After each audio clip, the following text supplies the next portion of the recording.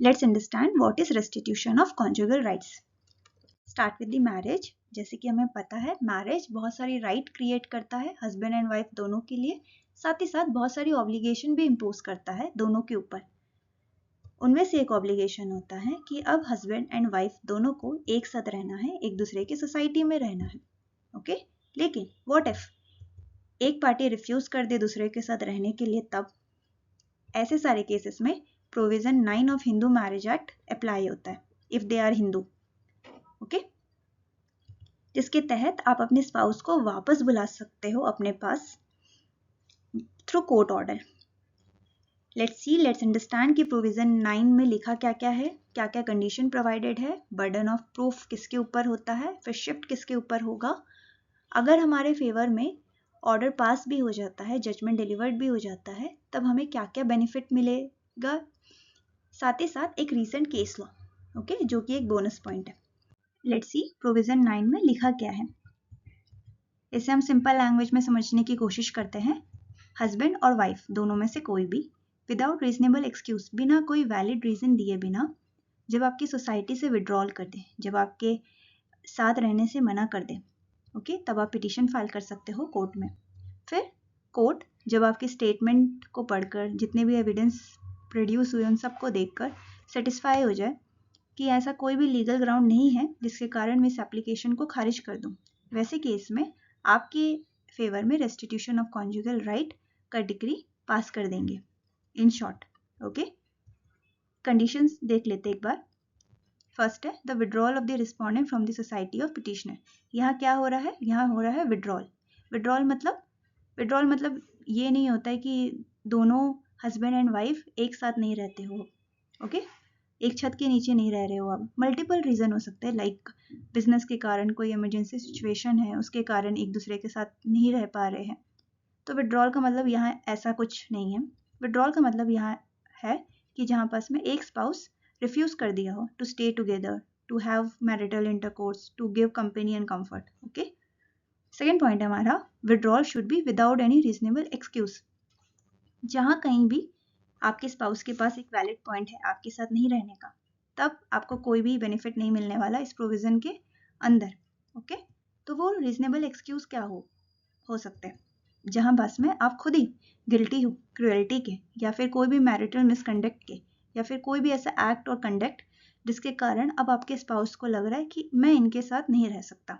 For example, जहाँ पास में आपने जानबूझ के मिसकैरेज करवाया हो, जहाँ पास में आपने दहेज मांगा हो, जहाँ पास में आपने मारा पीटी किया हो, ओके, बुरा ट्रीट करते हो अपने स्पाउस के साथ, वैसे सारे केसेस में आपको इस प्रोविज़न का कोई हेल्प नहीं मिलने वाला।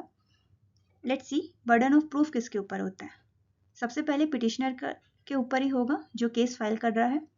ओके, उसे ये प्रूफ करना पड़ेगा कि जो रिस्पोंडेंट है उसके हस्बैंड या उसकी वाइफ, जैसा केस है, वो विड्रॉल कर दिए हो।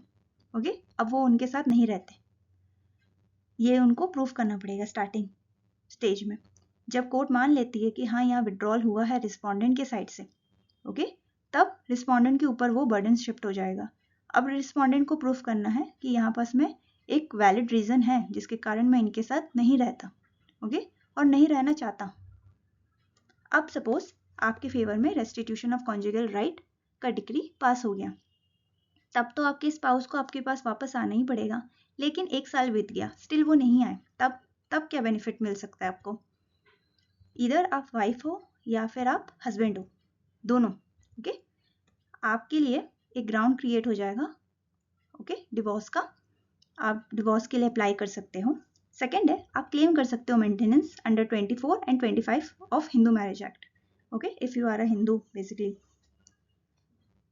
एक रीसेंट जजमेंट है जो बहुत इंटरेस्टिंग है, रीना कुमारी वर्सेस दिनेश कुमार। मैं आपको इन शॉर्ट में समझा रही हूँ। पहले क्या हो रहा था ना कि अगर हस्बैंड के फेवर में डिग्री आ भी जाती थी रेस्टिट्यूशन ऑफ कॉन्जुगल राइट का, और वाइफ उसको फॉलो नहीं करती थी, कोर्ट के ऑर्डर को फॉलो नहीं करती थी, मैट्रिमोनियल हाउस नहीं जाती थी वापस अपने, रिफ्यूज़ करती थी आने से, और 125 के एप्लीकेशन को फाइल कर देती थी कोर्ट में, तब हस्बैंड के पास एक ग्राउंड आ जाता था कि भाई हम तो इन्हें बुला रहे हैं, हम तो इन्हें अपने पास रखना चाह रहे हैं, ठीक है, हमारे फेवर में तो एक जजमेंट भी है, स्टिल वो नहीं आ रही है, ओके, उल्टा हमसे मेंटेनेंस मांग रही है सिर्फ और सिर्फ हमें परेशान करने के लिए। तो ऐसा केस टर्न हो रहा था जो एक नेगेटिव इम्पैक्ट दे रहा था वाइफ के साइड में। लेकिन इस जजमेंट के तहत सुप्रीम कोर्ट ने ये कहा है कि इवन दो हस्बैंड के पास अगर रेस्टिट्यूशन ऑफ कॉन्जुगल राइट का डिक्री है भी उनके फेवर में, इसका मतलब ये नहीं है कि जो आपका स्पाउस है, जो आपकी वाइफ है, वो क्लेम नहीं कर सकती मेंटेनेंस अंडर 125। ओके, मेंटेनेंस का जो भी ऑर्डर है, जो भी केस है, वो अपने ओन मेरिट में डिसाइड होगा। ठीक है, जो 125 का 125 क्लॉज 4 का जो इंटरप्रिटेशन है उसको बहुत नैरो कर दी है, बोलकर कि जहां पास में रिफ्यूजल विलफुल हो, अनजस्टिफाइड रीजन हो, ओके, रिफ्यूजल का, तब आप अप्लाई कर सकते हो।